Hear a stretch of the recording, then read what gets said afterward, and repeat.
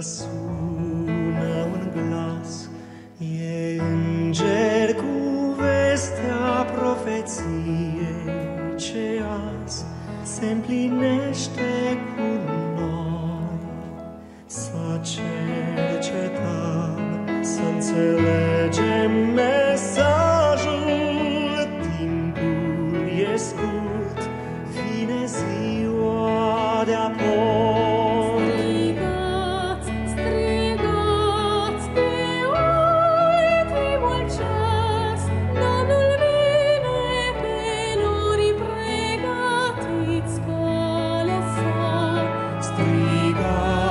Strigați, strigați într-un glas, să se audă doar Maranata.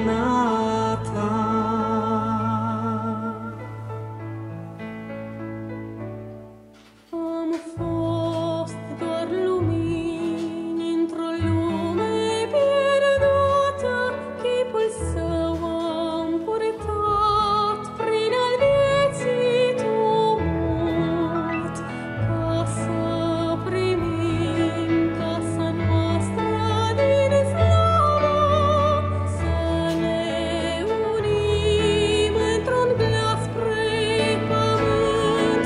Strigați, strigați, e ultimul ceas, Domnul vine pe noi, pregătiți calea sa. Strigați, strigați, strigați într-un glas, să se audă doar Maranata.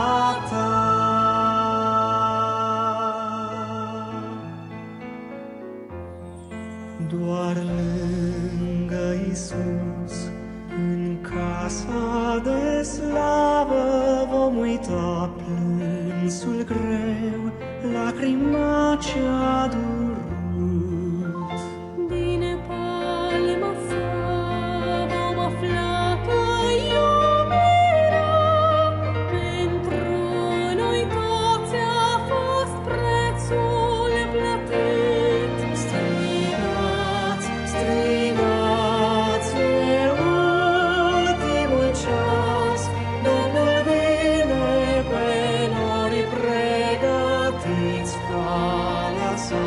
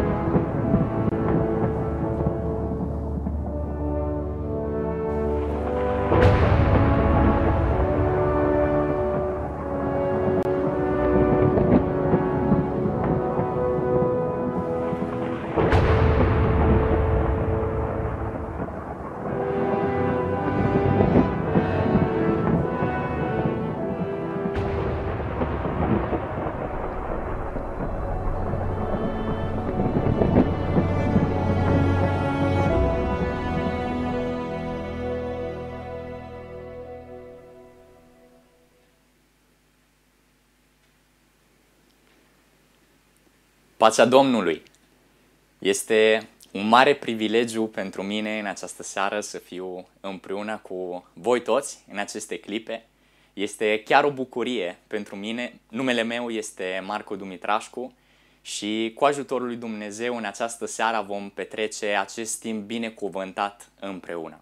Vom deschide cuvântul lui Dumnezeu și în mod deosebit ne vom axa prin harul lui Dumnezeu în acele, am putea zice, profeții și evenimente al sfârșitului care ne arată că marea noastră nădejde, venirea Domnului Iisus Hristos, este cât mai aproape. Și în așa fel noi să ne putem pregăti caracterele, să ne putem pregăti viața a noastră și a familiilor noastre, încât să-L întâmpinăm pe Domnul Iisus Hristos în pace când El va reveni pe norii cerului. În aceste momente, înainte de a începe, înainte de a deschide cuvântul lui Dumnezeu, am vrea împreună să cerem prezența și binecuvântarea lui Dumnezeu printr-o rugăciune pe care o voi face și v-aș invita cu toți, dacă am avea posibilitate, să ne plecăm cel puțin capetele în această ocazie în semn de respect pentru Marele nostru Dumnezeu. Tatăl nostru Ceresc, este pentru noi o mare fericire aceea de a cere prezența Ta în mijlocul nostru. Doamne, cerem Duhul Tău cel Sfânt într-o măsură bogată. Te rugăm, Tată bun, ca Tu într-adevăr să fii alături de fiecare dintre noi. Să ne deschizi mințile, să ne deschizi inimile, în așa fel, Tată bun, încât cuvântul Tău să fie sfințitor pentru noi în această seară și pentru parcursul vieții noastre.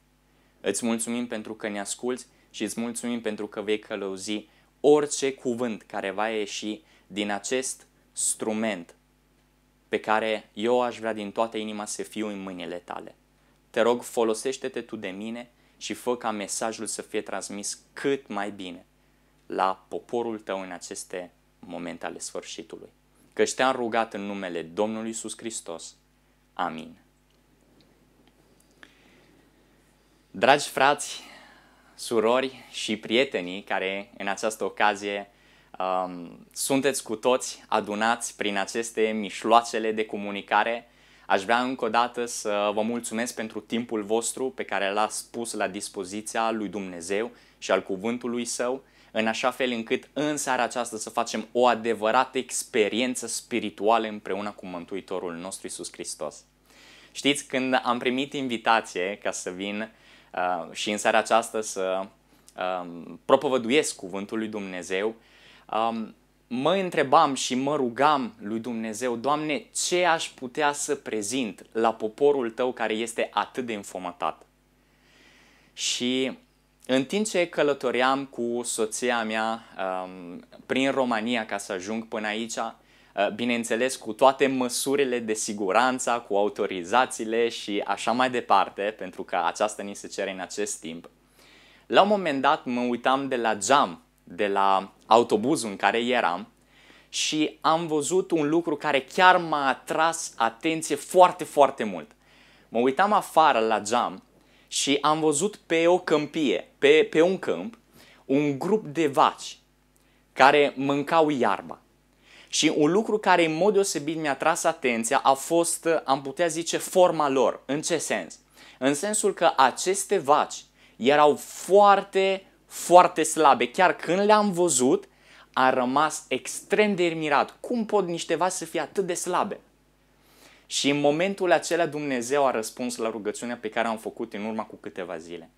Și mi-a dus aminte de acel vis pe care l-a visat faraonului în Egipt, în timp ce Iosif era în închisoare. Probabil mulți dintre noi își aduc aminte aceste circumstanțe. Ce s-a întâmplat în Biblie le vom vedea imediat în câteva secunde. Împreună vom deschide cuvântul lui Dumnezeu. Dar mai înainte de toate aș vrea să vă zic că vom analiza și prin Duhul lui Dumnezeu vom vedea niște adevăruri atât de prețioase pentru timpul prezent pe care noi îl trăim. Prietenii mei, în această seară, cu ajutorul lui Dumnezeu, va trebui să luăm o hotărâre pentru Domnul Iisus Hristos. Titlul al acestei prezentări este: furtuna se aproape, scapă-ți viața, a ta și a familiei tale. Furtuna se aproape, scapă-ți viața. Aș vrea în aceste momente să deschidem cuvântul lui Dumnezeu cu toți. Deci toți cei care avem posibilitate, oriunde suntem, cu ajutorul lui Dumnezeu, hai să deschidem cuvântul lui Dumnezeu și hai să mergem în Geneza capitol 41. Geneza capitol 41. Aici ne este relatat acest eveniment în care Iosif tălcuiește visele lui Faraon. Ascultați cu atenție în Geneza capitol 41 și vom citi de la versetul 1 până la versetul 7. Cuvântul lui Dumnezeu ne zice: după 2 ani, Faraon a visat un vis. I se părea că stătea lângă râul Nil. Versetul 2. Și iată că 7 vaci frumoase la vedere și grase la trup s-au suit din râu și au început să pască prin mlăștini. După ele s-au mai suit din râu alte 7 vaci. Și cum erau aceste 7 vaci? Hai să citim. Urâte la vedere și slabe la trup. Și s-au așezat lângă ele pe marginea râului. Versetul 4. Văcile urâte, da, și slabe la vedere și slabe la trup au mâncat pe cele 7 vaci frumoase la vedere și grase la trup. Și Faraon s-a trezit. Asta a fost primul visul pe care l-a avut Faraon. Dar ascultați ce s-a mai întâmplat. Versetul 5. A adormit din nou și a visat un al doilea vis. Se făcea că 7 spice de grâu grase și frumoase au crescut pe aceeași pai. Și după ele au răsărit alte 7 spice slabe și arse de vântul de răsărit. Versetul 7. Spicele slabe au înghițit pe cele 7 spice grase și pline și Faraon s-a trezit. Iată visul. E bine, în momentul acesta Faraonul a fost destul de tulburat și a vrut să înțeleagă ce înseamnă acest vis. Și mulțumim bunului Dumnezeu pentru că prin servul său, Iosif, Dumnezeu a arătat ce înseamnă acest vis. El a făcut cunoscut și mulțumim lui Dumnezeu pentru că avem răstălmăcirea aceasta, avem interpretarea aceasta inspirată, pe care este tot de actuală astăzi ca și atunci. Hai să citim împreună și să vedem ce înseamnă acest vis. De la versetul 25, Geneza 41, versetul de la 25, Biblia ne zice: Iosif a zis lui Faraon.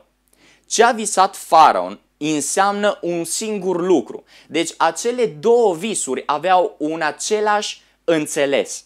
Ascultăm mai departe. Dumnezeu a arătat mai dinainte lui Faraon ce are să facă. Cele 7 vaci frumoase înseamnă 7 ani și cele 7 spice frumoase înseamnă 7 ani. Este un singur vis. Hai să mergem la versetul 27. Cele 7 vaci sfrânjite și urâte, care se suiau după cele dintâi, înseamnă 7 ani. Și cele 7 spice goale, arse de vântul de răsărit, vor fi 7 ani de foamete. Hai să vedem mai departe, versetul 27. 28. Astfel, după cum am spus lui Faraon, Dumnezeu a arătat lui Faraon ce are să facă. Iată, vor fi 7 ani de mare belșug în toată țara Egiptului și acum vine versetul 30. După ei vor veni 7 ani de foamete, așa că se va uita tot belșugul acesta în țara Egiptului și foameta va topi țara. Foamea va ajunge să topească, să distrugă țara, să o ducă într-o mare criză.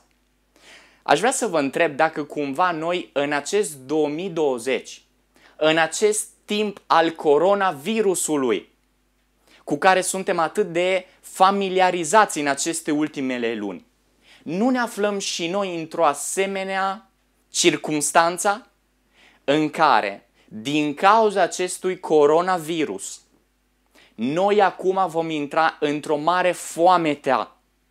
Noi vom intra într-o mare criză financiară. Lucrurile pe care noi eram obișnuiți cu ele să le cumpărăm, comoditățile, da, belșugul, prosperitatea pe care noi toți am avut în acești ultimii ani, vor fi uitați. De ce? Pentru că în fața noastră este o mare furtună.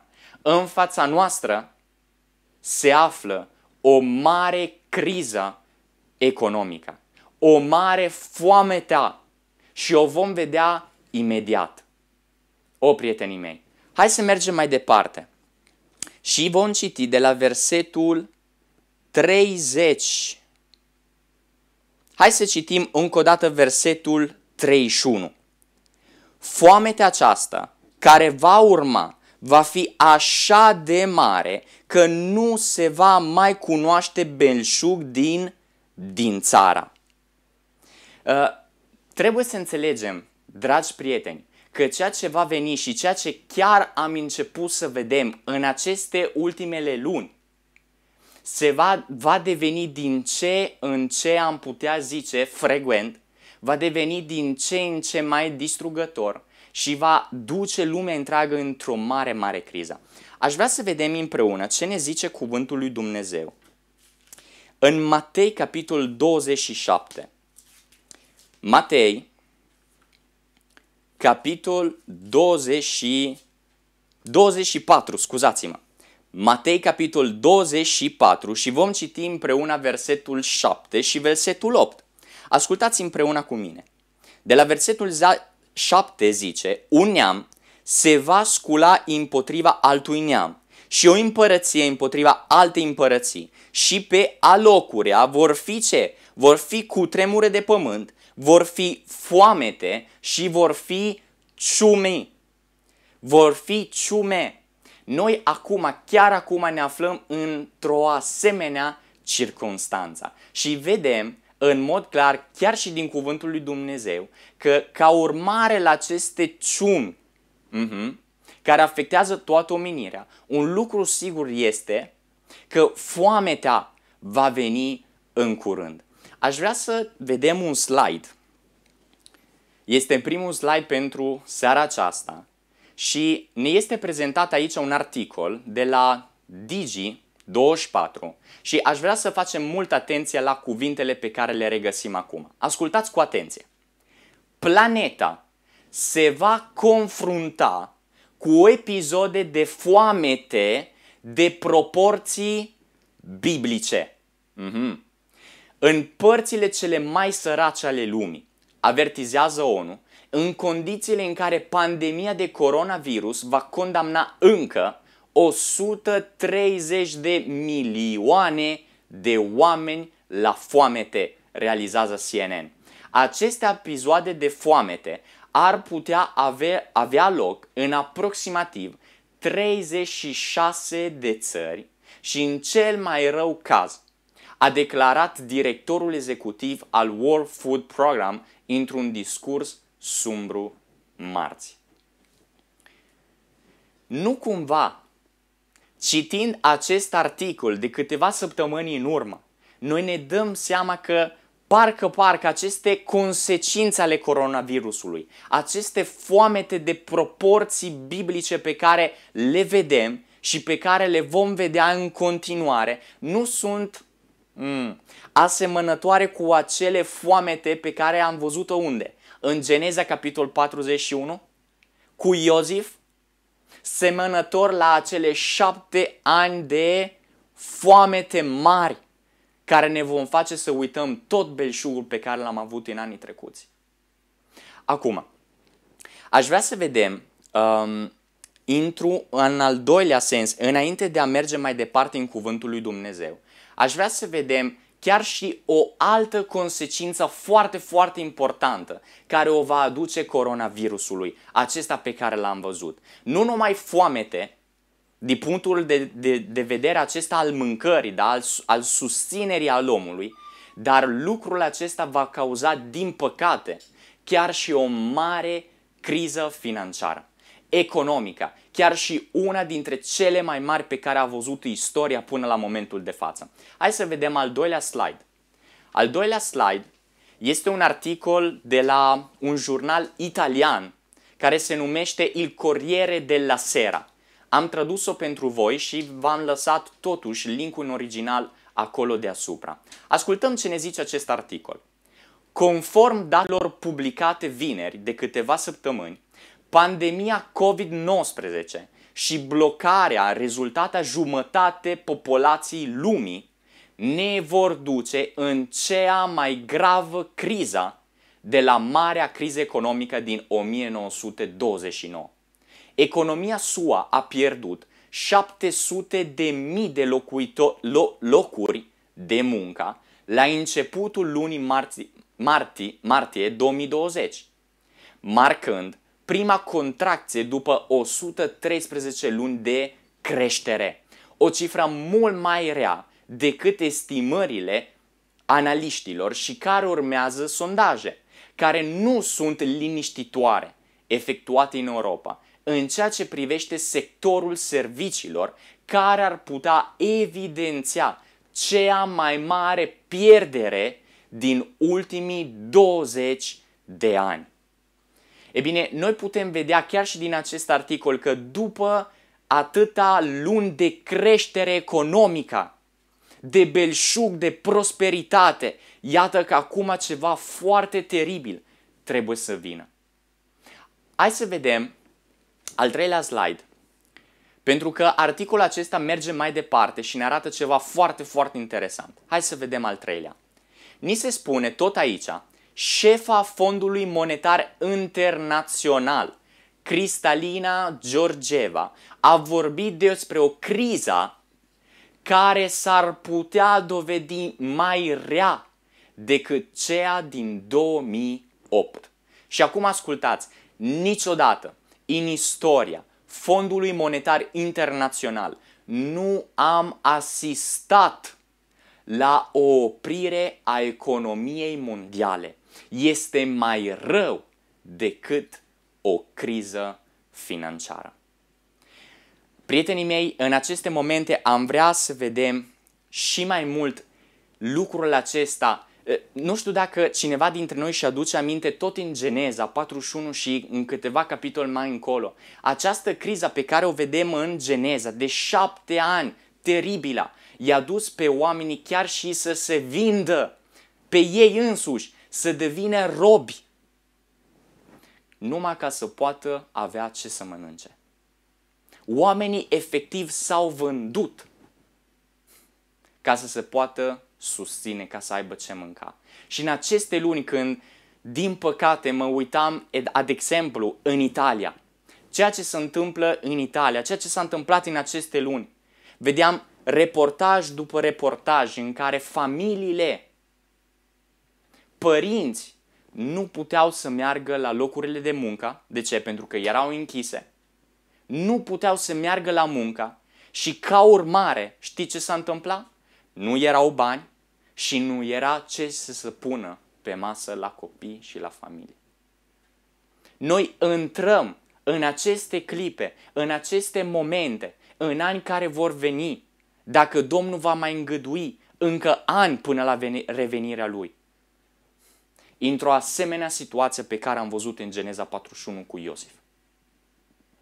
Și momentul acesta este într-adevăr un moment în care eu să-mi cercetez viața și fiecare dintre noi să ne cercetăm viața ca să putem într-adevăr primi siguranța mântuirii prin Iisus Hristos. Să ne putem consacra pe deplin la Iisus Hristos. Asta este dorința mea pentru familia mea și sunt sigur că aceasta este și dorința dumneavoastră pentru familiile voastre.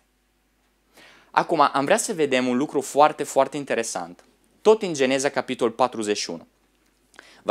V-aș invita întotdeauna să putem cerceta și dovedi lucrurile pe care le vom citi în Scriptura, fiecare cu propriul cuvânt al lui Dumnezeu în mâinile. Da? Pentru că am vrea să vedem un lucru destul de deosebit. Probabil ne aducem aminte, am citit acum în aceste clipe, că visurile acestea pe care le-a primit faraonul din partea lui Dumnezeu au fost câte vise? Au fost 2 vise. Avem un primul vis din partea lui Dumnezeu cu cele 7 vaci, da? Grase și frumoase, și încă 7 vaci care erau slabe și urâte. Apoi avem al doilea vis care ne prezintă din nou 7 spici frumoase, da, pline, și apoi avem alte 7 spici care erau mai slabe și uscate de vântul. Nu este așa? Acum, întrebarea mea este aceasta. De ce Dumnezeu a trimis la faraon 2 vise și nu una? Nu era suficient un vis?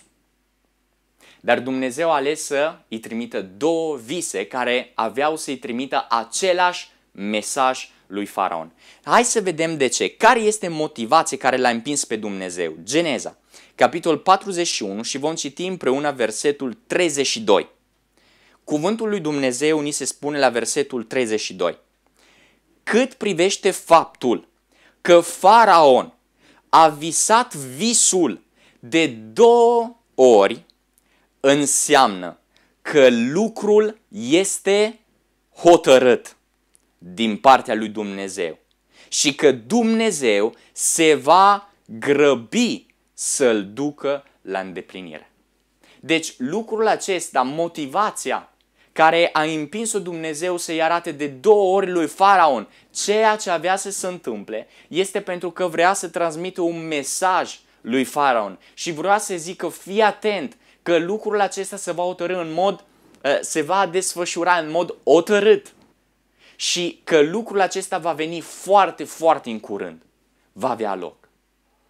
Știți, în timp ce citeam aceste cuvinte și faptul că Dumnezeu a repetat de 2 ori același mesaj, Dumnezeu m-a înștiințat și mi-a zis: Marco, îndreaptă-te atenție către mesajul prezent pe care trebuie să fie proclamat în aceste ultimele zile. Și Dumnezeu m-a îndemnat să mă uit în Apocalipsa, capitol 14. Hai să deschidem cuvântul lui Dumnezeu în Apocalipsa, capitol 14. Pentru că în Apocalipsa, capitol 14, de la versetul 6 până la versetul 12, ne sunt prezentate cele 3 solii îngerești. Ultima avertizare de har pentru întreaga omenire înainte de venirea Domnului. Și acum aș vrea să captăm atențiile noastre la versetul 8. Apocalipsa, capitol 14, la versetul 8 ne este prezentată a doua solie îngerească. Și aici ni se spune: apoi a urmat un alt înger, al doilea, și a zis. Foarte mare atenție la cuvintele, chiar și la cele cuvinte care se repetă de mai multe ori, de 2 ori. Atenție acum, ascultați. A căzut Babilonul, cetate cea mare, care a dăpat toate neamurile din vinul mâniei curviei ei. De câte ori este repetat acest mesaj, acest gând că Babilonul va cădea? De câte ori? De 2 ori. Pentru că Biblia ne zice: a căzut, a căzut. Acest lucru este un lucru care se va întâmpla în curând.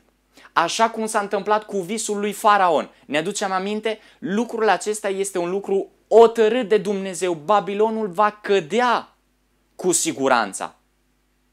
Babilonul va cădea în curând. Hai să vedem și un alt pasaj în Apocalipsa, capitolul 18. Pentru că în sine acest mesaj pe care l-am citit despre căderea Babilonului este repetat în sine, în întregime, o a doua oară.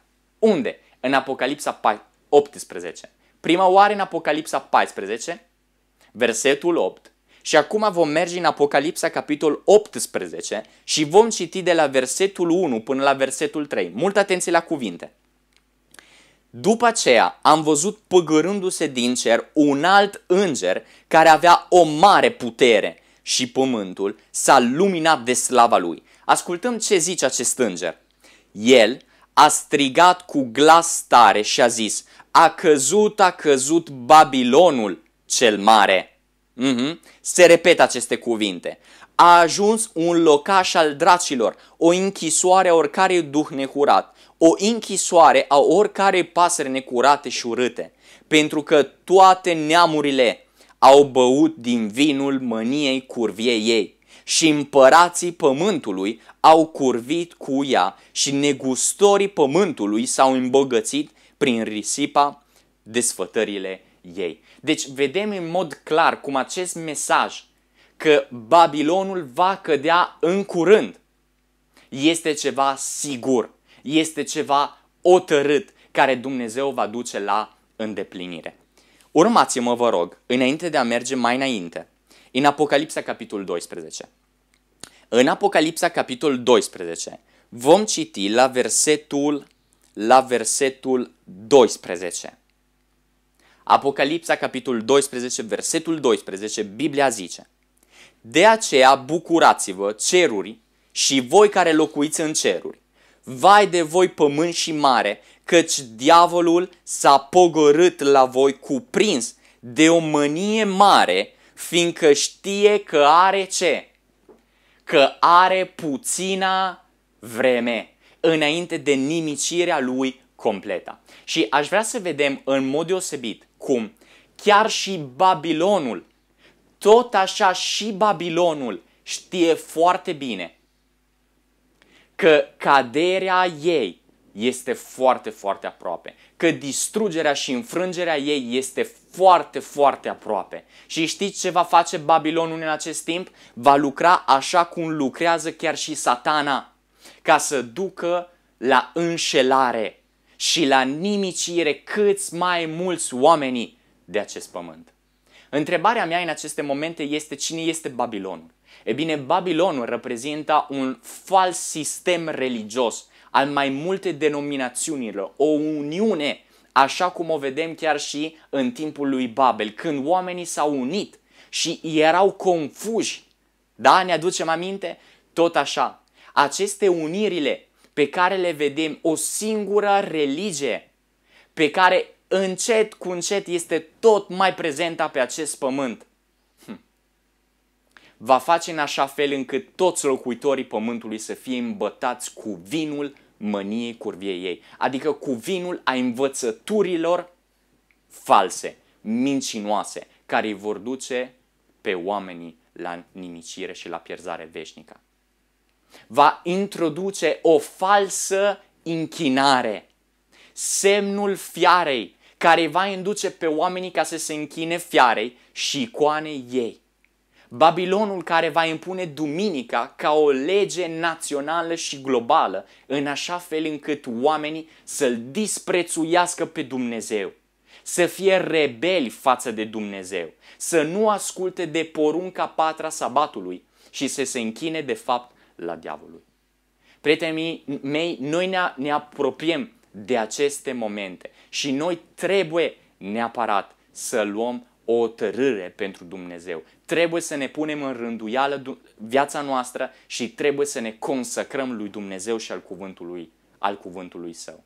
În aceste momente aș vrea să vedem împreună un alt articol, un alt slide, o altă imagine care ne vorbește despre lucruri pe care le trăim în curând. E bine, în aceste momente aș vrea să vedem împreună care sunt cuvintele a Papei Francis, da? Aceea, am putea zice, putere pe care o vedem reprezentată printr-o fiară în Apocalipsa 13 și în Apocalipsa 14, capul acestui sistem al Babilonului, și aș vrea să vedem care sunt cuvintele lui cu privire la criza economică care chiar este în fața noastră și în mod deosebit să descoperim care este planul său, care este agenda lui, care ar fi soluțiile pentru a rezolva criza economică care este chiar în fața noastră. Hai să vedem următorul slide Următorul articol este în Vatican News. Vedem încă o dată linkul acolo sus pentru toți cei care sunt interesați să vadă acest articol în limba originală, în italiană. Aici ni se spune 24 mai. Când a fost 24 mai? Duminica care abia trecut. Ascultați ce s-a întâmplat în urma cu câteva zile. 24 mai. Cu rugăciunea comună pentru pământ și umanitate. Ascultați cu atenție. Va începe un an special dedicat enciclicii Laudato Si. Și acum ascultați cum merge mai departe. Papa solicită dialogul între politica și economie, în numele binelui comun. La nivel internațional, Papa nu scutește o judecată severă asupra reuniunilor mondiale pentru mediu care au dezamăgit așteptările din lipsa de decizie politică. La nivel național însă, Francis îndeamnă politica să se îndepărteze de logica profitului imediat și al corupției în numele unor procese de decizie oneste și transparente. Și acum foarte important această ultimul rând, care ne zice, în esența, ceea ce este necesar este o economie nouă, mai atentă la etică. Noi vedem în mod clar cum lucrurile acestea, într-un mod aparent, parcă sunt atât de bune pentru binele comun, pentru bunăstarea tuturor, dar în spatele lor se ascunde o mare capcană. Aici ne este prezentată una dintre intențiile a Papa Francis și al sistemului pe care el, am putea zice, îl guvernează, de a impune o nouă economie. Cum am mai putea chema lucrul acesta, o nouă economie? Am mai putea chema lucrul acesta o nouă ordine mondială? Absolut da, frați și surori. Chiar aceasta este intenție. Și dacă am fost atenți la început, ni se spune că lucrul prin care se va împinge această nouă ordine mondială, ce este? Este enciclica Laudato Si. Ce este această enciclica Laudato Si? Este, am putea zice, un document oficial. Am putea zice o scrisoare făcută de papalitate și de sistemul catolic, încât să rezolve marile probleme ale lumii. Și în aceste momente am vrea să mergem mai departe în ceea ce este slide-urile noastre, în acest articol pe care l-am abia citit și să vedem alte lucruri atât de importante pentru timpul prezent pe care noi îl trăim. Hai să mergem și să vedem următorul. Aici ni se spune 24 mai, cu rugăciunea comună pentru pământ și umanitate, va începe, mare atenție, un an special dedicat enciclicii Laudato Si. Anul special se va încheia în care an? În 2021. Dar își propune un angajament public comun față de sustenabilitatea totală care va fi atinsă în câți ani? În 7 ani. Deci aș vrea să fim foarte, foarte atenți din punctul acesta de vedere. Papa Francis în aceste clipe a declarat, am putea zice, a promovat un an special care a început din duminica trecută, 24 mai, și care va dura tot un an. Dar nu vrea să se oprească aici și împreună cu acest an special vrea să se lungească și să ajungă până la 7 ani de momentul acesta. Acum, aș avea o întrebare pentru voi toți care ne urmăriți în aceste clipe.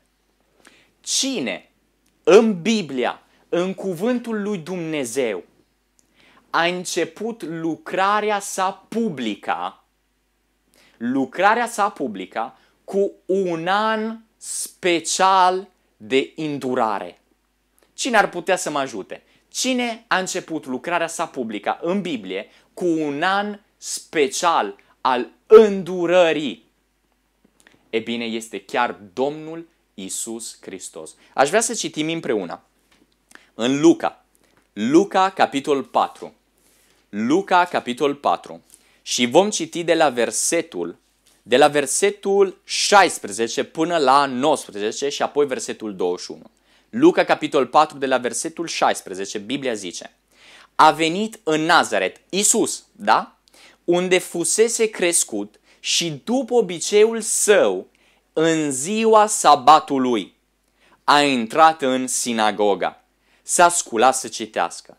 Și i s-a dat cartea prorocului Isaia. Când a deschis-o, a dat peste locul unde era scris. Ascultați, Duhul Domnului este peste mine, pentru că m-a uns să vestesc săracilor Evanghelia, m-a trimis să tămăduiesc pe cei cu inima zdrobită, să propovăduiesc robilor de război slobozirea și orbilor căpătărea vederii, să dau drumul celor apăsați, și acum versetul 19, și să vestesc anul de îndurare al Domnului.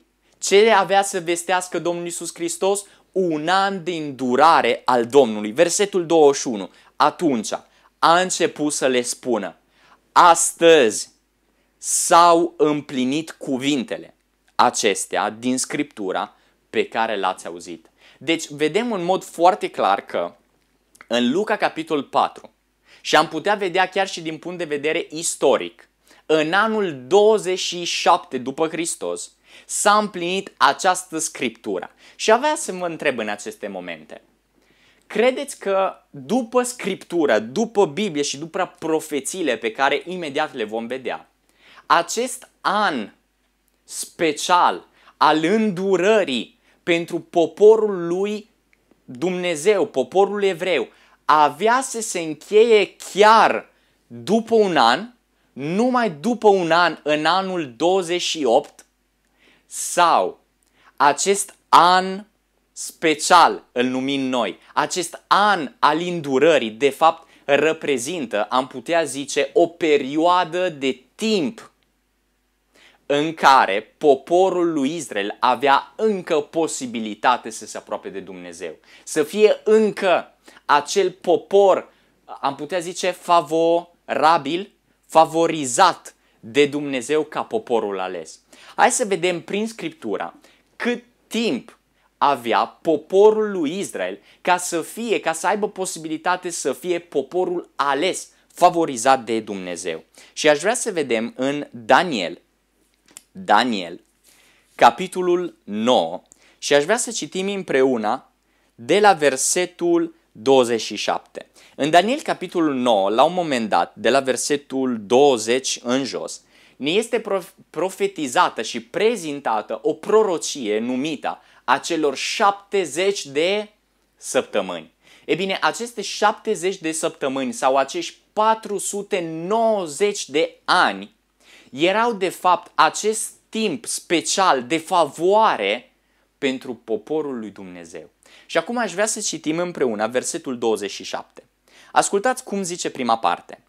El, adică unsul, adică Iisus Hristos, El va face un legământ tainic cu mulți timp de o săptămână. Dar la jumătatea săptămânii va face să înceteze jertfa și darul de mâncare. Vrem să ne oprim un pic aici. Aici ne este prezentată ultima săptămână din cele 70 de săptămâni. Și aici ne este prezentată începutul, da? Începutul lucrării publice a Domnului Iisus Hristos. Într-o săptămână, câte zile sunt prezente într-o săptămână? Într-o săptămână avem 7 zile. E bine, prin cuvântul lui Dumnezeu, atunci când noi vorbim despre profeție și despre zilele profetice, ne dăm seama că o zi profetică reprezintă un an literal. Sunteți cu mine? O zi profetică reprezintă un an literal. E bine, Domnul Iisus Hristos începe lucrarea sa publică cu un an special al îndurării pentru poporul lui Israel. Dar, totuși, timpul acesta avea să fie mai mult decât un an. Avea să fie chiar 7 ani de favoare specială pentru poporul lui Israel.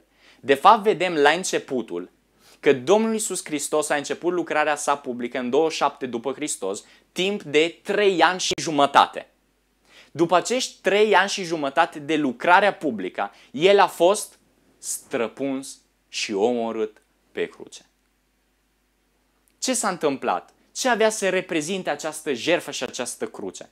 A fost, am putea zice, aceea jertfă care avea să ne libereze și să ne ierte de păcatele noastre. Și în același timp, pentru mântuirea noastră, și în același timp avea să pună capăt la tot acest sistem cerimonial al jertfelor, al orânduierilor, al sărbătorilor, a toate lucrurile acestea cerimoniale pe care le vedem în cuvântul în Vechiul Testament.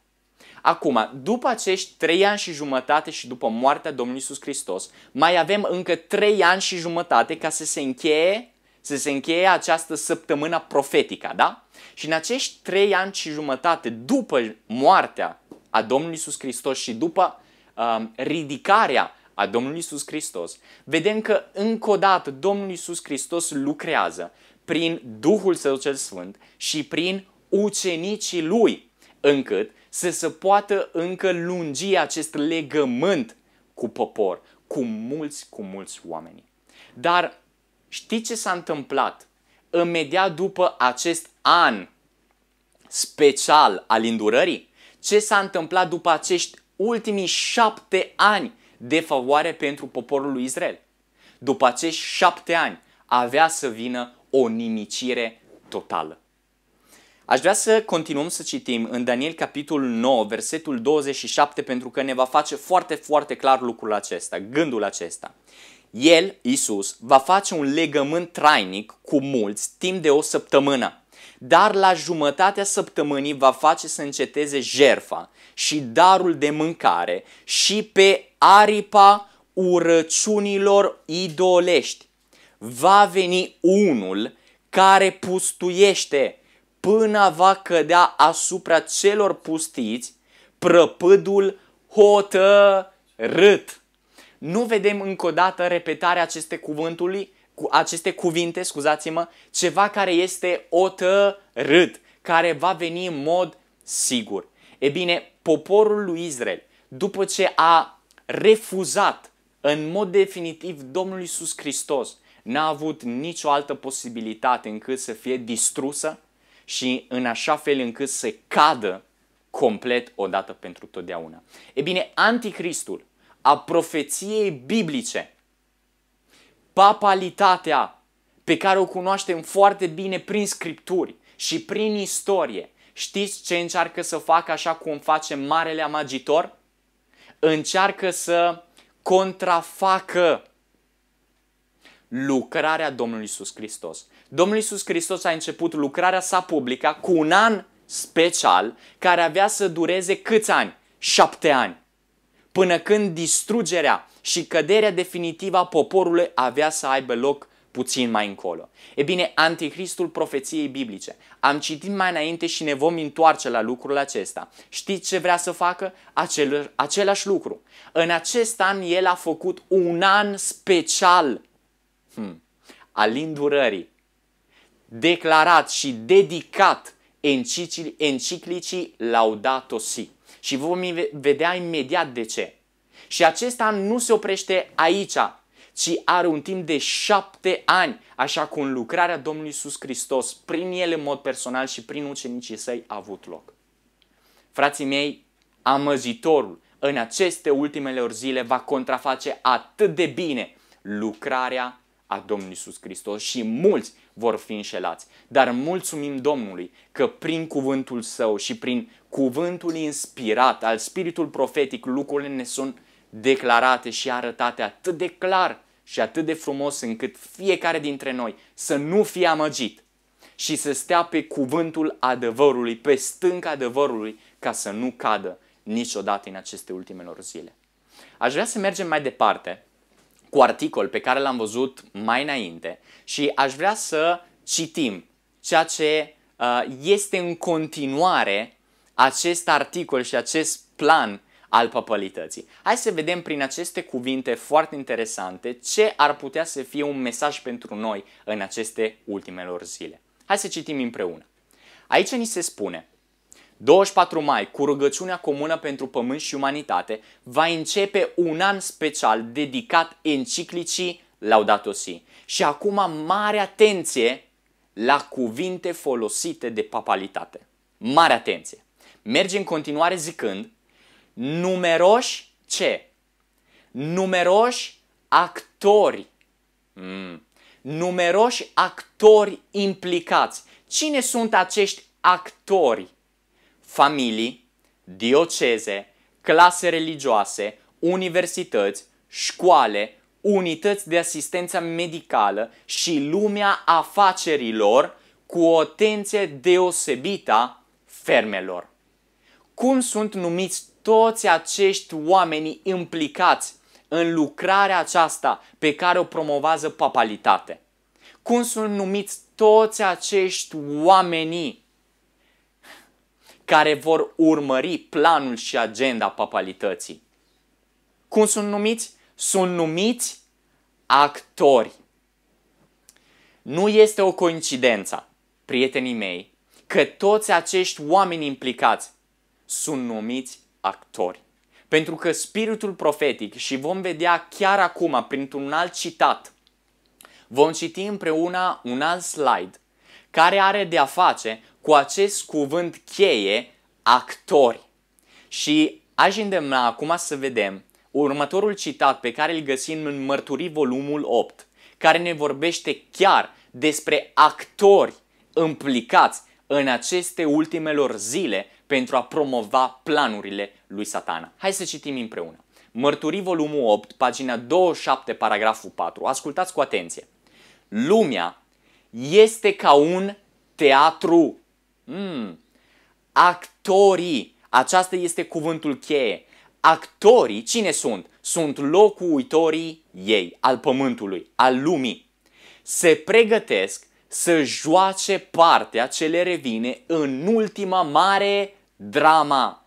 Cum am putea mai chema? Drama. Un film. În ultimul mare film. În ultima mare drama. Masele largi ale omenirii nu pot fi unite decât atunci când oamenii se aliază pentru realizarea scopurilor lor egoiste. O putere de jos lucrează la realizarea ultimelor scene din drama. Satana, venind ca Hristos și lucrând cu toată înșelăciunea și nelegiuirea în aceea care se leagă în societățile secrete, aceia care cedează pasiunile de complotare, aduc la îndeplinire planurile vrăjmașului. Cauza va fi urmată de efect. Și aș vrea să citim imediat după următorul slide, următorul citat în Mărturii volumul 7, pagina 141, paragraful 1. Ascultați. Substituirea legilor omenești, legi lui Dumnezeu, înălțarea prin simpla autoritate omenească a duminicii în locul sabatului biblic este ultimul act din drama. Atunci când substituirea aceasta devine universală, Dumnezeu se va descoperi. El se va ridica în maiestatea sa pentru a zgudui teribil pământul acesta. El se va ridica din locul său pentru a pedepsi pe locuitorii lumii pentru nedreptatea lor. Prietenii mei, aici vedem în mod atât de clar, prin scrierile inspirate care ne-au fost dăruite de Dumnezeu, că în aceste ultimelor zile lumea întreagă va fi ca un teatru, va fi ca un drama, va fi ca un film în care oamenii să fie mișcați dincoace și dincolo după bunul plac al Satanei, al marelui amăgitor, care va lucra exact așa cum lucrează chiar și, cum a lucrat chiar și Domnul Iisus Hristos. Prietenii mei, ultimul act din acest drama este substituirea legii lui Dumnezeu cu tradiții omenești. Este să fie substituit sabatul, poruncea patre, cu duminica, o simplă tradiție omenească. Aș vrea să vedem încă o dată ultimul citat pe care îl avem din articolul pe care l-am citit până în momentul de față. Hai să citim împreună ce ne spune despre această substituire, acest ultimul mare act din dramă.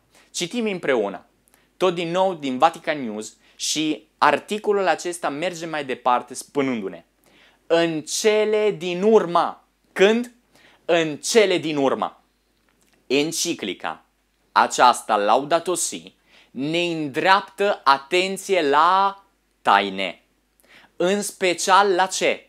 La Euharistie, care, zice Papa Francis, unește cerul cu pământ și ne îndrumă să fim ispravnici a întregii creații. Apoi, Papa Francis încheie zicând: pentru că dincolo de soare, la final, ne vom întâlni față în față cu frumusețea lui Dumnezeu.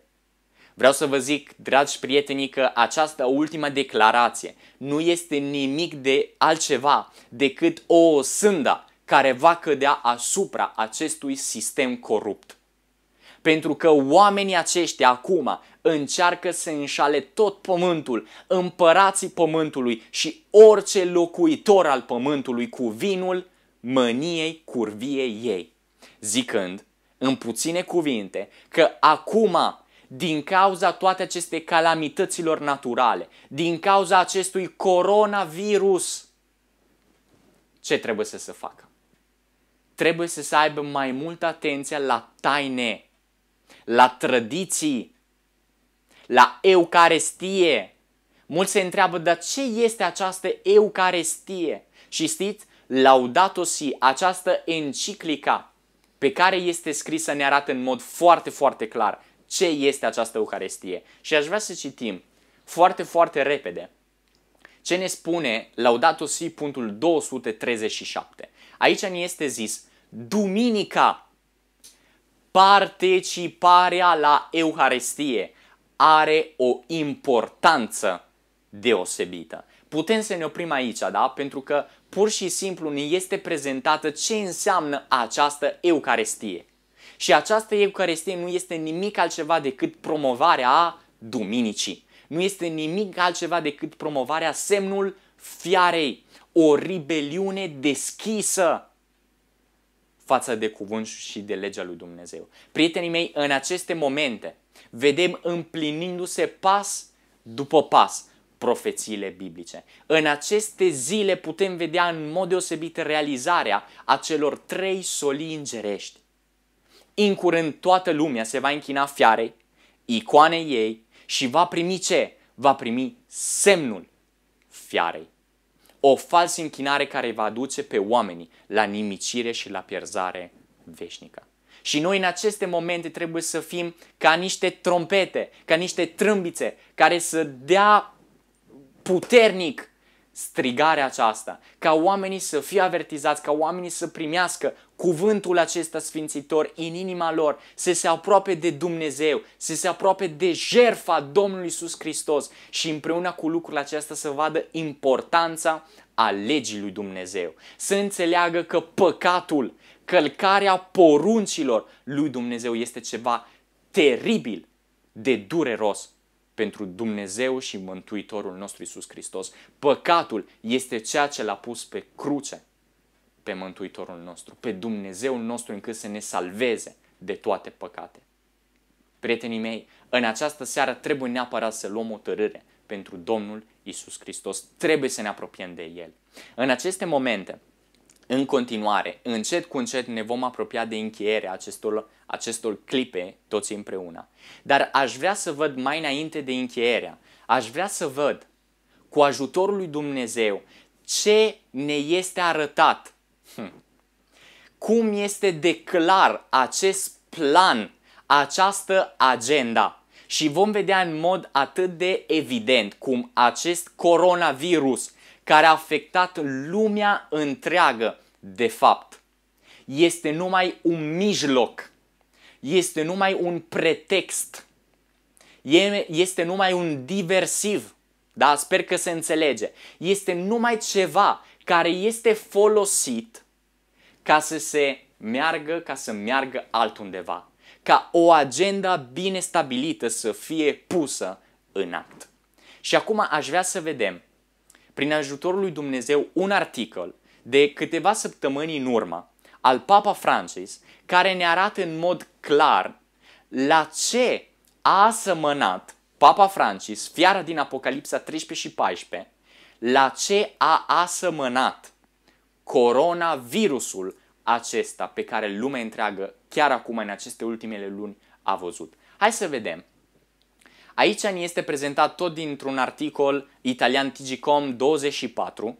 Ascultați care sunt cuvintele Papa Francis în timpul ce el făcea o binecuvântare specială în urma cu câteva săptămâni în urmă din cauza sau pentru rezolvarea coronavirusului. Ascultați ce zice.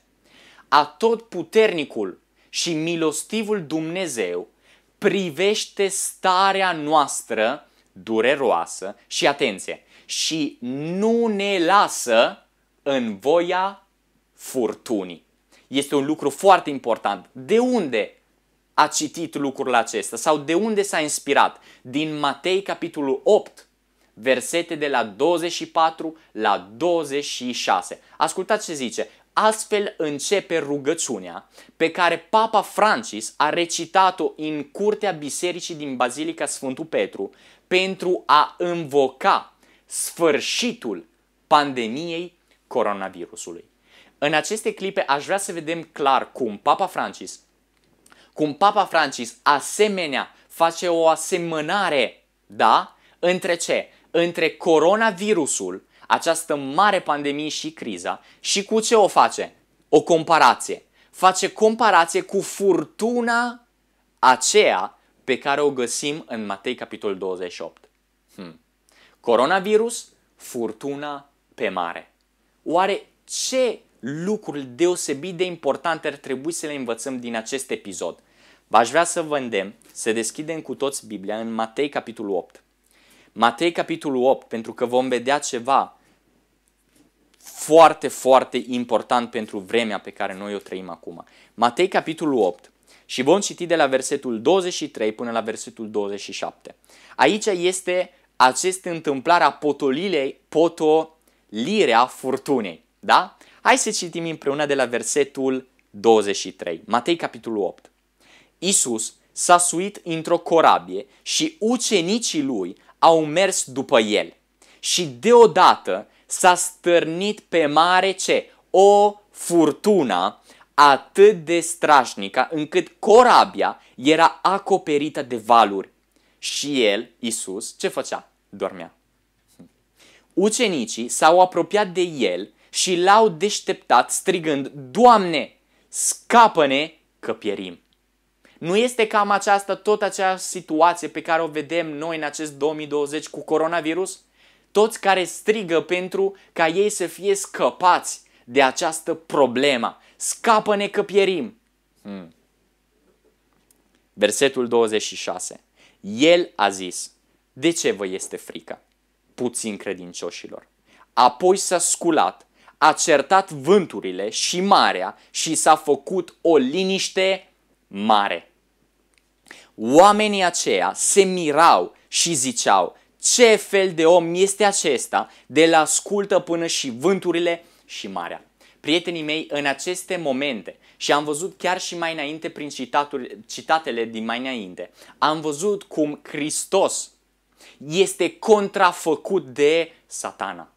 Cum că Satana și agenții lui în aceste ultimelor zile vor face aceeași lucrare pe care a făcut Iisus, dar pentru a promova ceva care va aduce și înșela pe oamenii pentru pierzarea veșnică. Și vedem acum cum tot Papa Francis în aceste clipe îi zice pe oamenii să fie un pic mai liniștiți, Pentru acum este timp de a ne ruga, este timp să punem capăt la ce? La această pandemie prin rugăciuni.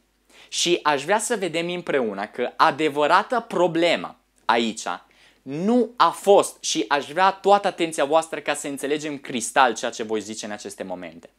Problema mare în acest context, vreau să vă zic, nu era furtuna.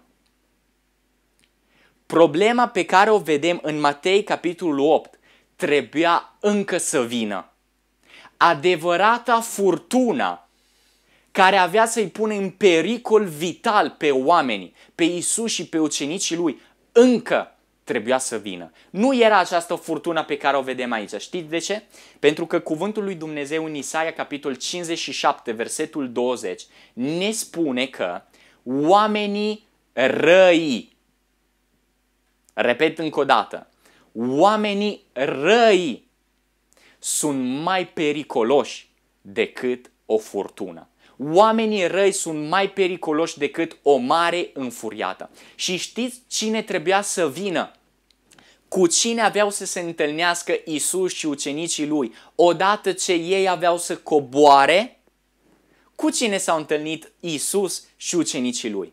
Biblia aici ne spune, de la versetul 28, când a ajuns Iisus de partea celălaltă, în ținutul Gadarenilor, l-au întâmpinat doi îndrăciți, care ieșeau din mormânte, erau așa de cumpliți că nimeni nu putea trece pe drumul acesta. Adevărata furtună nu era aceea pe mare. Adevărata furtună avea să vină imediat după, atunci când Iisus avea să se întâlnească cu acești doi îndrăciți, acești doi îndemoniați. Hai să vedem citatul pe care îl găsim în Hristos, Lumina Lumii, care ne va arăta cristal această situație. Hai să citim împreună. Ni se spune aici, în Hristos, Lumina Lumii, pagina 337, paragraful 1. Dar de abia coborâsără pe țară și au avut înaintea ochilor o priveliște mai cumplită decât ce? Decât furia furtunii. Care era această priveliște mai cumplită decât furtuna pe care a întâmpinat-o? Ascultați, dintr-un ascunziș aflat între morminte s-au aruncat asupra lor ca și cum ar fi vrut să-i sfâșie doi demonizați. Și ori ascultați, cu ce sunt asemănați acești doi demonizați? Ei sămăneau mai mult a fiare decât a oameni. Prietenii, frați și surori, vreau să vedem încă o dată clar lucrul acesta. Domnul Iisus Hristos cu ucenicii a trecut în mare, pe mare, a trecut printr-o furtună. Dar problema nu era furtuna în sine, ci era ceea ce avea să vină în curând. Atunci când Iisus și ucenicii au coborât pe țarm, pe uscat, când au coborât de barca aceea, au venit doi demonizați, care asemănau cu două fiare, care vroiau să-i omoare.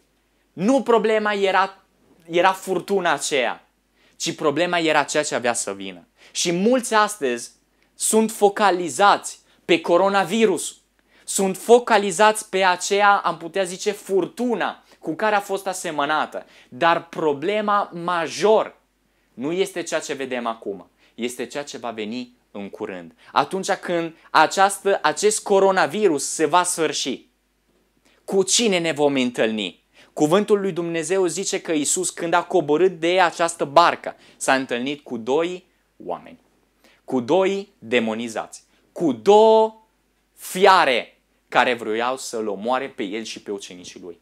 În Apocalipsa 13 nu ne este cumva prezentată, nu ne sunt prezentate două fiare care în aceste ultimelor zile vor încerca să-i omoare pe copii credincioși al lui Dumnezeu. Cine este prima fiară care urcă, care vine de mare? care se ridică de la mare.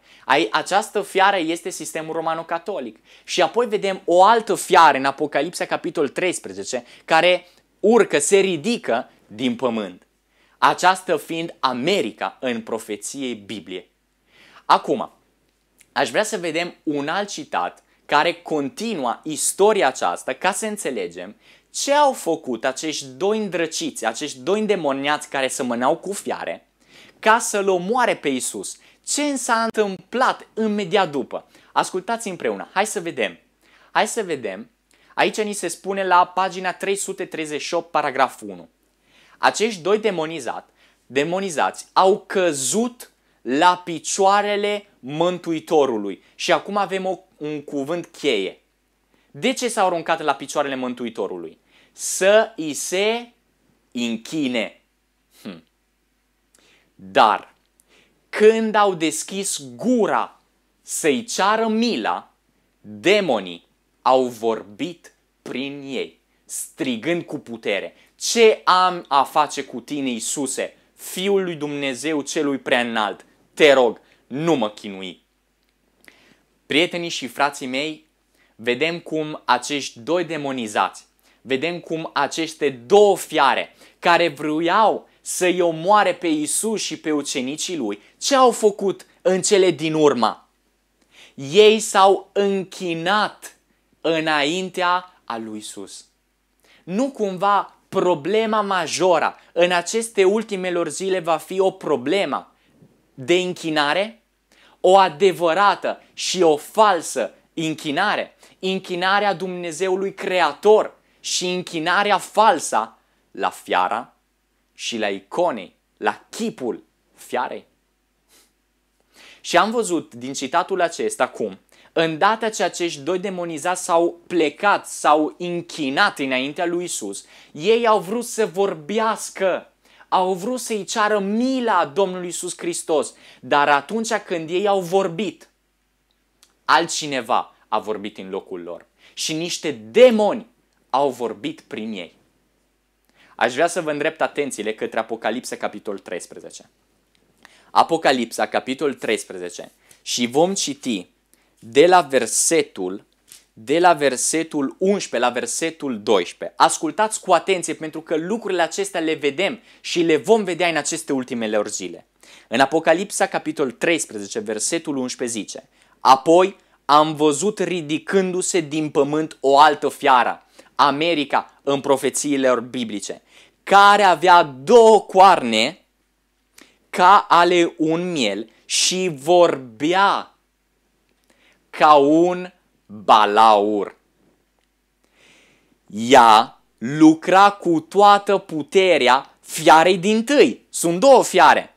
Cu toată puterea fiarei dintâi înaintea ei și făcea ca pământul și locuitorii lui să îi se închine fiarei dintâi, a cărei rână de moarte fusese vindecată. Versetul 16 și versetul 17. Și a făcut ca toți, mici și mari, bogați și săraci, sloboși și robi, să primească un semn pe mâna dreaptă sau pe frunte. Și nimeni să nu poată cumpăra sau vinde fără să aibă semnul acesta, adică numele fiarei sau numărul numelui ei. Noi în aceste momente vedem atât de clar cum această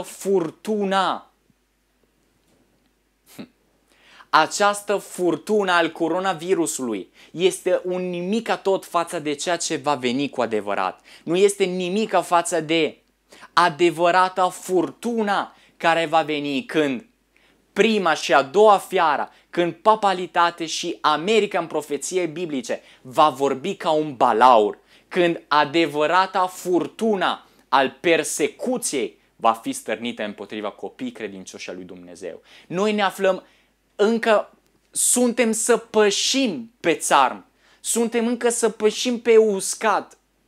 Și cuvântul lui Dumnezeu ne zice că în curând, două fiare vor veni împotriva noastră. nu trebuie să ne descurajăm în aceste ocazii, ci chiar trebuie să primim o mare încurajare. De ce? Pentru că venirea Domnului este cât mai aproape. Acum este timpul de a lucra cât mai mult pentru Dumnezeu. Este cât mai multă nevoie ca să lucrăm la caracterele noastre, la familia noastră și la cei care sunt toți în jurul nostru. Probabil vă aduceți aminte că atunci când ucenicii au fost persecutați după moartea Domnului Iisus Hristos, lucrul acesta a făcut tot posibil sau a permis, a îngăduit prin această persecuție, prin această furtuna persecuției, încât cuvântul lui Dumnezeu să ajungă la câte mai multe persoane. Da, sunteți cu mine? Și vreau să vă zic că în aceste ultimele zile, atunci când furtuna persecuției din nou se va stărni, lucrul acesta va ajuta încât cuvântul lui Dumnezeu să ajungă la cât mai mulți oameni și cât mai mulți oameni să ia o poziție hotărâtă pentru Domnul Iisus Hristos, ca să capete veșnicie și să cheme la rândul lor alți ca să fie mântuiți. Hai să vedem ultima citațiune, ultimul citat, pe care o găsim în două locuri, două citate din spiritul profetic, care ne spune: când furtuna persecuției va izbucni asupra noastră, adevărata oaie va auzi vocea pastorului celui bun. Atunci se vor face eforturi pline de renunțare la sine pentru a-i salva pe cei pierduți.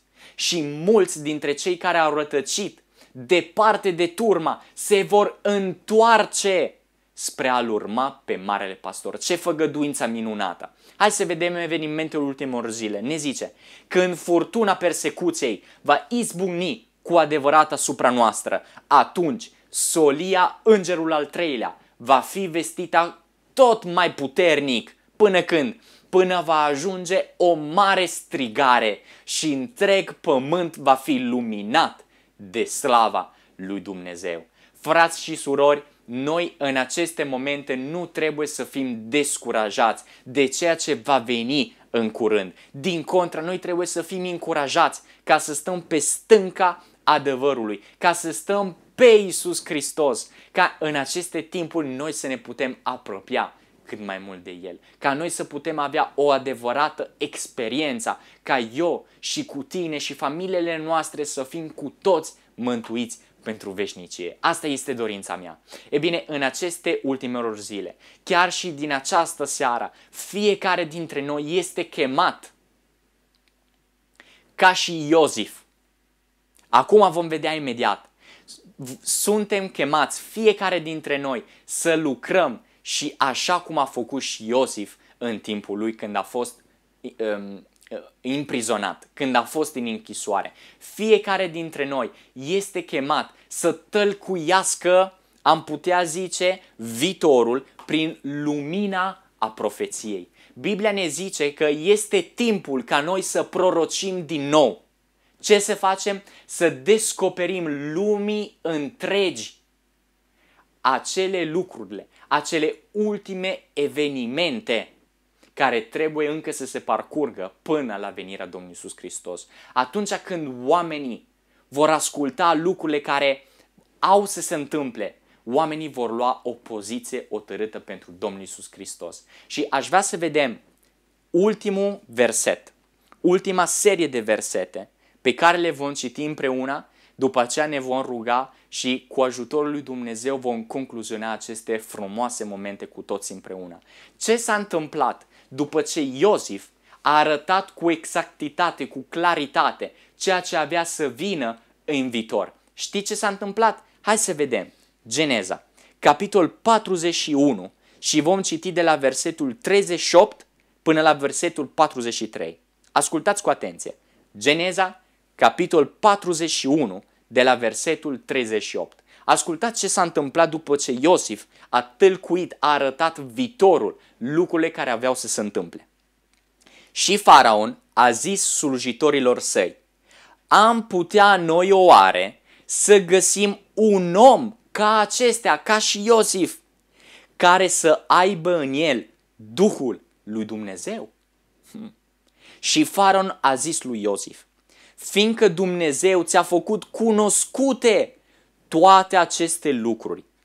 Nu este nimeni să fie atât de priceput și atât de înțelept ca tine. Asta este ceea ce zicea faraonul de Iosif. Versetul 40. Ascultați ce s-a întâmplat. Te pun mai mare peste casa mea și tot poporul meu va asculta de poruncile tale. Numai scaunul meu de domnie mă va ridica mai presus de tine.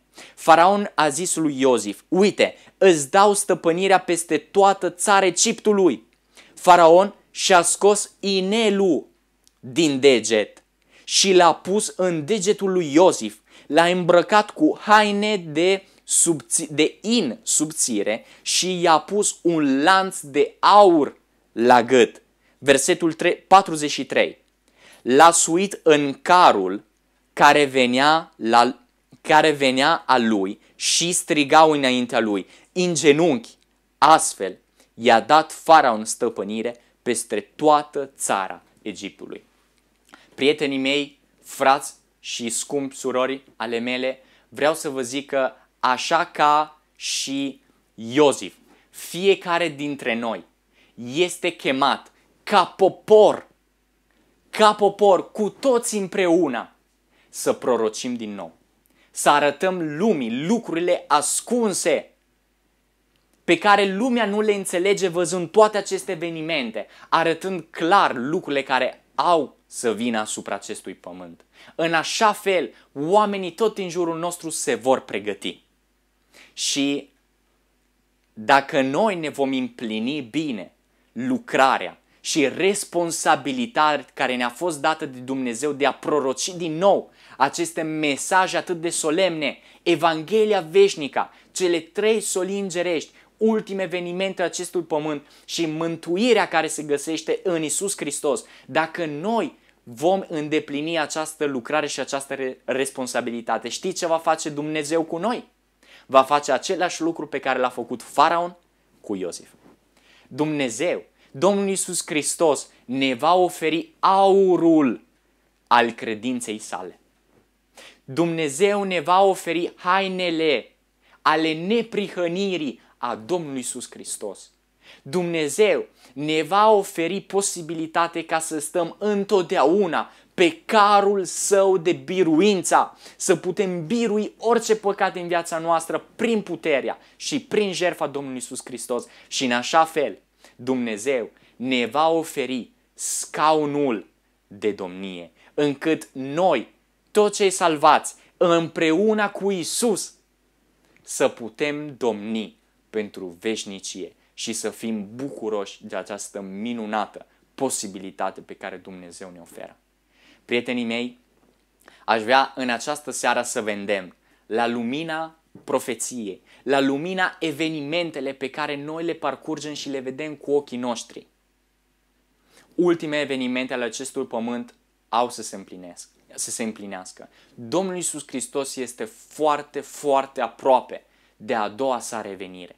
Și m-aș dori din toată inima ca să lăsăm la o parte toate interesele noastre pământești, să lăsăm deoparte toate păcatele noastre, toate viciile noastre, să le lăsăm deoparte pentru că cu ele noi nu vom intra în această împărăție. Cu ele noi nu vom domni împreună cu Iisus în împărăția cerurilor. În seara aceasta, văzând scurtimea timpului pe care încă Dumnezeu ne oferă, puțin timp, Dumnezeu se grăbește, este hotărât să ducă la îndeplinire ultime profeții, este hotărât ca Domnul Iisus Hristos în curând să vină pe norii cerurilor. Care este starea noastră? Cum este inima mea? Cum este familia mea? Cum sunt cei din jurul nostru? Sunt binecuvântați de prezența noastră? Sunt binecuvântați de exemplul nostru? Ce fel de vecini suntem? Ce fel de lucrători suntem? De colegi la muncă suntem? Ce fel de colegi suntem la școală? Oamenii, privind la noi, văd chipul și caracterul a Domnului Iisus Hristos. În această seară trebuie să fie pentru noi o mare zi de cercetare. așa cum era ziua ispășirii. Pentru noi trebuie să fie o zi în care noi să ne lepădăm total de păcat, în care să ne apropiem de Dumnezeu. Prietenii mei, înainte de a ne ruga și de a concluziona aceste momente și de a lua o hotărâre decisă pentru Domnul Iisus Hristos, aș vrea din toată inima să putem citi împreună anumite subiecte, cereri de rugăciune care ne-au fost adresate în seara aceasta.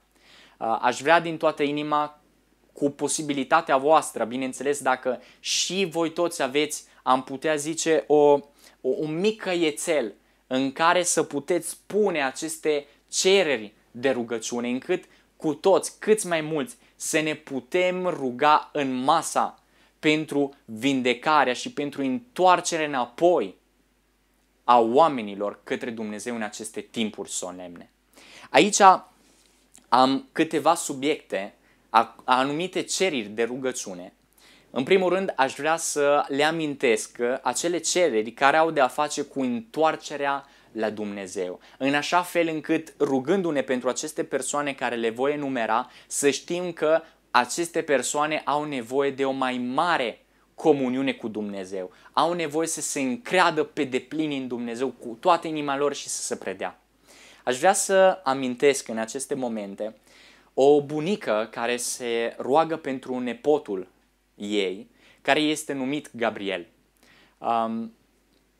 Nu aș vrea totuși să dau prea multe detalii despre lucrul acesta, dar hai să ne rugăm despre persoana aceasta, dar aș vrea din toată inima să ne rugăm pentru Gabriel, care cât de cât are o vârstă asemănătoare ca a mea, are undeva la 21-22 de ani și care de puțină vreme s-a îndepărtat de Dumnezeu. Îl cunoaște pe Dumnezeu, a crescut în biserică, dar probabil s-a întâmplat ceva în viața lui și în experiența lui la care ar trebui chiar să ne rugăm pentru el, încât el să se întoarcă la Dumnezeu și să fie, cum am citit puțin mai înainte, una dintre acele oi care s-au îndepărtat de turma, care este timpul încât să se întoarcă și să dea marea strigare a îngerului al treilea. Ne trebuie oameni de calitate, tineri și orice fel de om care să se întoarcă cu o inimă prontă pentru Dumnezeu. Deci primul subiect de rugăciune este Gabriel pentru întoarcerea la Dumnezeu. Apoi avem sora Carmen, care are 2 fii, care și ei sunt îndepărtați de Dumnezeu, deci tot tineri. Împreună cu Gabriel avem Răzvan și Fabian, care am putea să-i prezentăm înainte lui Dumnezeu. Avem și sora Mariana și ea are încă 2 fii, care se numesc Florin și Alexandru. Deci vedem până acum numai tineri, prietenii mei. Este mare nevoie de rugăciune pentru tineri. Și apoi avem pe Alina, care are nevoie de rugăciune pentru comuniune și relația ei cu Dumnezeu. Și apoi avem un frate care, din păcate, n-am avut încă posibilitate să mă întâlnesc cu el. El se găsește în Italia acum, dar abia aștept cu ajutorul lui Dumnezeu să ne putem întâlni împreună, să putem discuta, să putem fi binecuvântați. Fratele Cornel, care vrea să se roage pentru familia lui, întreaga familia lui, încât și ei să iau o poziție pentru Dumnezeu, să se apropie de Mântuitorul lor, Iisus Hristos. Apoi mai avem ultimele 2 motive, cereri de rugăciune, care mai mult sunt pentru sănătatea. Și sănătatea știm că este un subiect foarte, foarte important și am vrea să ne rugăm în mod deosebit pentru sora Mariana, da? Soția fratelui Gică, și am vrea să ne rugăm și pentru Liliana. Deci Mariana și Liliana, și să ne rugăm pentru Șerban, în mod deosebit pentru cei 7 copii al lui, tot pentru sănătate. Este o mare nevoie de rugăciune, sper că am avut posibilitate să mai notăm acești nume, încât să ne putem ruga în continuare în zilele următoare pentru ei, pentru întoarcerea la Dumnezeu și pentru sănătate.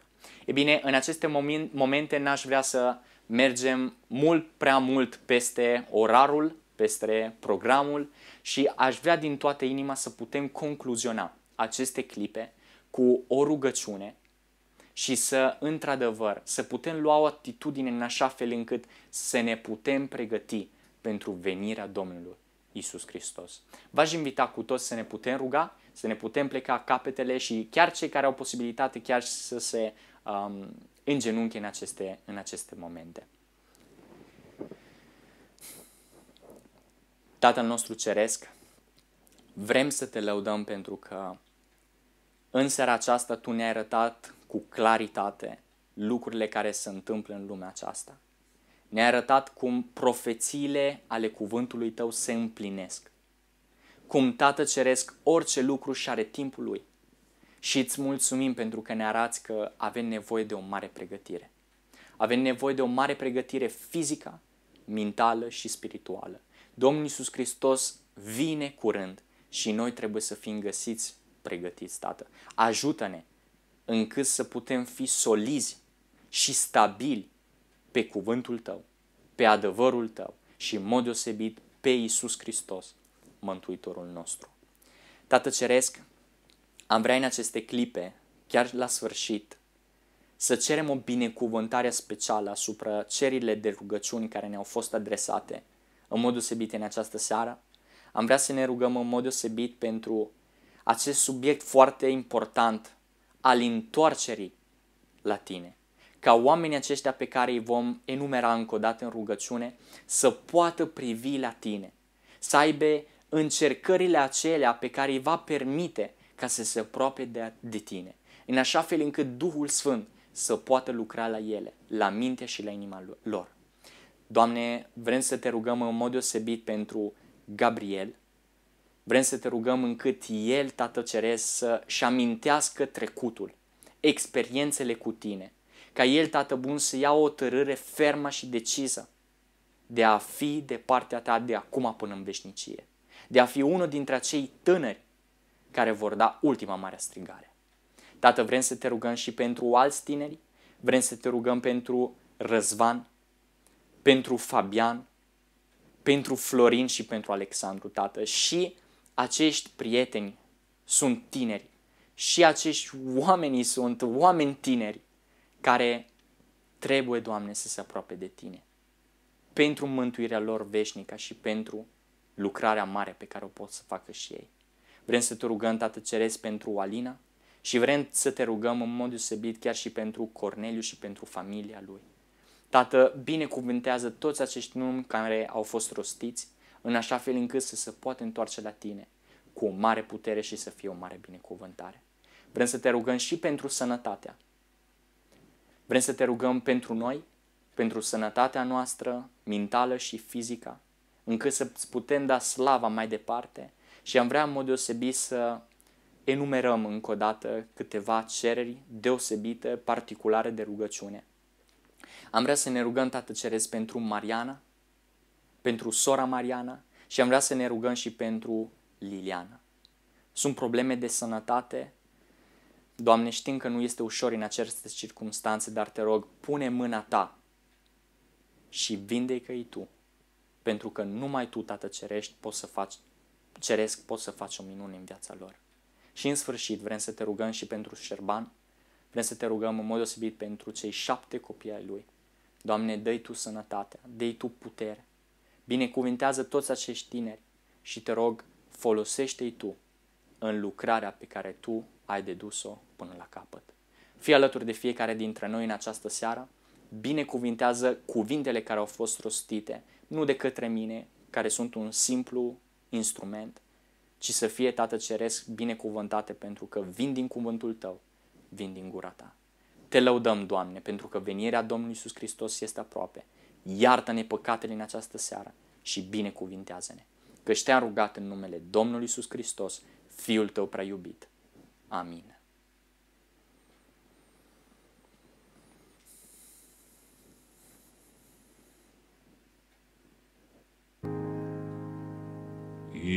Izvor de har însângerat a dus la Golgota și orice om în el spălat viața